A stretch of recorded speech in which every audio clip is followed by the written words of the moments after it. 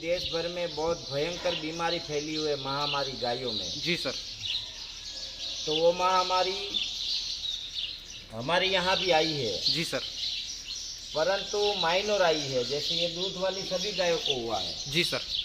और सभी बच्चे दूध पी रहे हैं। जी। लंपी वाली गायों का दूध पी रहे हैं। जी सर। लेकिन किसी बच्चों को नहीं आया। जी। और सभी गायों को आया है लंपी, लेकिन हल्का हल्का 5-10 फोड़े हुए। जी। एक आध दिन उदास रही, जी। दूसरे दिन से खाना चालू हो गया। जी।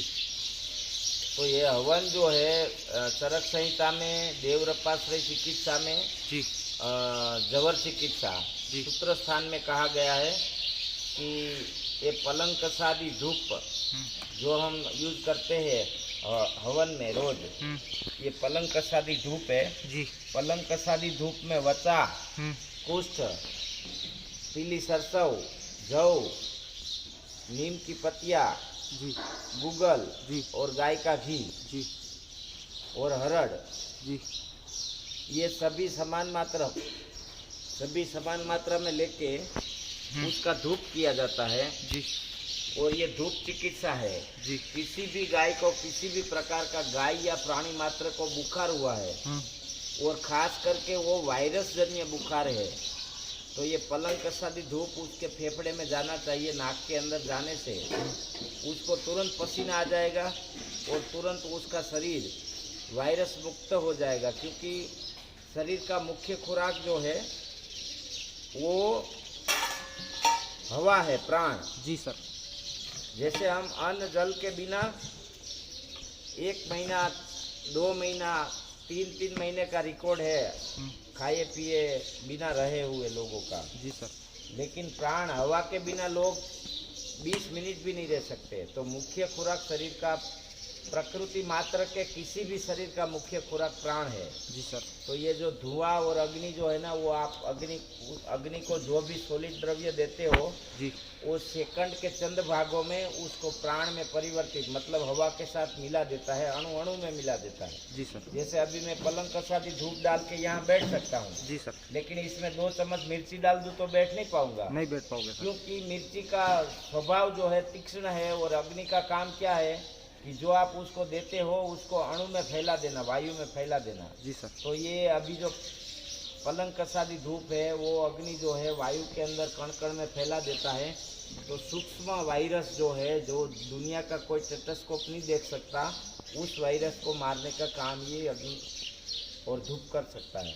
तो हमारे ऋषि मुनि जो थे जी, वो यज्ञ को ब्रह्मांड की नाभि कहते थे, और यज्ञ को बहुत ही महत्व देते थे। इसका कारण ये था, इसके पीछे बहुत बड़ा विज्ञान है। जी सर। तो सर इसके अंदर जैसे हवन आप करते हो, हवा इसके ऊपर से धुआं निकलता है, तो इसमें कौन सी गैस निकलती है, और ये गायों के अंदर कैसे रोग प्रतिरोध के लड़ने में इनको हेल्प करती है सर? गैस का नाम जानने के लिए तो मुझे साइंस में जाना पड़ेगा, और वो मेरा विषय नहीं है। मैं तो देसी भाषा को समझता हूँ। जी सर। और देसी भाषा में काम करता हूँ, और देसी तरीके से काम करता हूँ। जी सर। जैसे ये बछड़ी अभी बैठी हुई है। जी सर। इसको जो हम ये धुआं यहाँ रख देते हैं। जी सर। तो ये इनके नाक में जाएगा। जैसे अभी ये सारे बच्चे बैठे हुए हैं। जी सर। ये सभी बच्चों के नाक में ये धुआं जाएगा।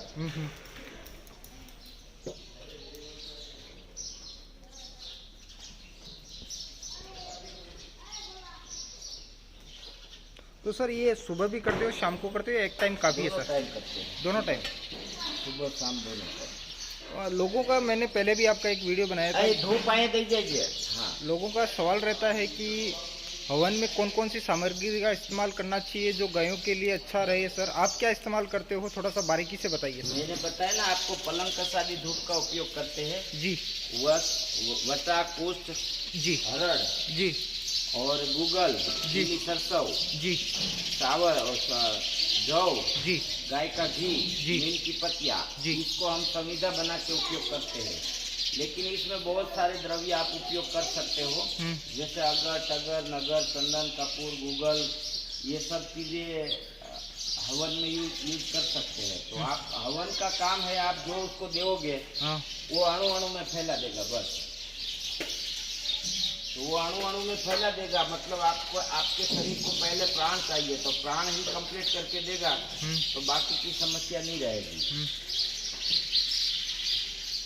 और दूसरा मेरा ये सवाल रहेगा कि हवन करने का कुछ टाइम होता है, स्पेसिफिक टाइम होता है, या जब भी आपको टाइम मिले तब कर सकते हैं सर? देखो, ऐसा नियमबद्ध वाला हवन जैसे अग्निहोत्र यज्ञ आप करते हो जी, तो समयबद्धता उसमें बहुत जरूरी है जी। सुबह सूर्योदय हाँ और शाम को सूर्यास्त, और सुबह के और शाम के मंत्र भी अलग अलग है। जी सर। तो सभी हवनों का अलग अलग है, लेकिन हमने कोई प्रतिज्ञा नहीं ली है और किसी भी प्रकार का वो नहीं है। हमारा कभी लेट हो जाता है तो भी हम चला लेते हैं, और हम जो करते हैं वो सूर्य मंत्र का यज्ञ है, तो ये विशेष करके 24 घंटा किया जा सकता है, कोई इसमें समय की प्रतिबद्धता नहीं है। जैसे आप गायत्री मंत्र का यज्ञ करोगे तो वो सुबह ही कर पाओगे जी सर। शाम को गायत्री मंत्र का यज्ञ नहीं कर सकते जी। और महामृत्युंजय मंत्र है वो 24 टाइम आप बोल सकते हो, और कभी भी आप उसका हवन कर सकते हो। ऐसा कर करके आप पूरी गौशाला के अंदर ये धुआं कर दोगे, जिससे इनकी फेफड़ों के अंदर ये चला जाएगा और उनको रोग से लड़ने के लिए थोड़ी शक्ति देगा। हाँ, माइनर सा भी चला गया तो भी बहुत है। जी सर।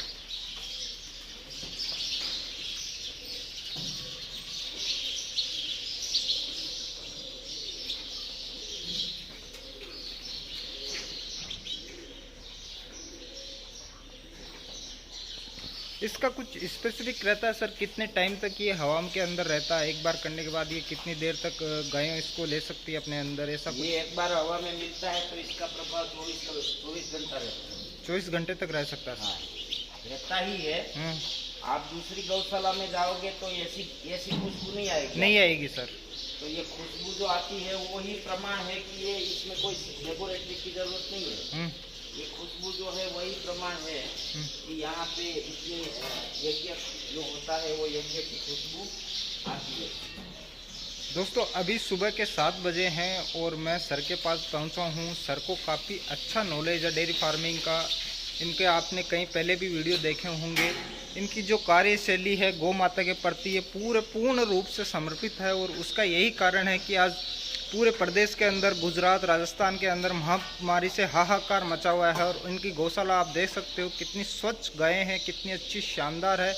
इन्होंने बोला कि यहाँ भी कुछ गायों के अंदर इनकी बीमारी आई है, पर इनके पास ऐसे जोड़ है, ऐसे हवन सामग्री है कि ये डेली इसको करते हैं। और गायों के अंदर इतना और कंपैरिजन अदर स्टेट से या और गौशालों से देखें तो यहाँ पे काफ़ी कम असर आया है।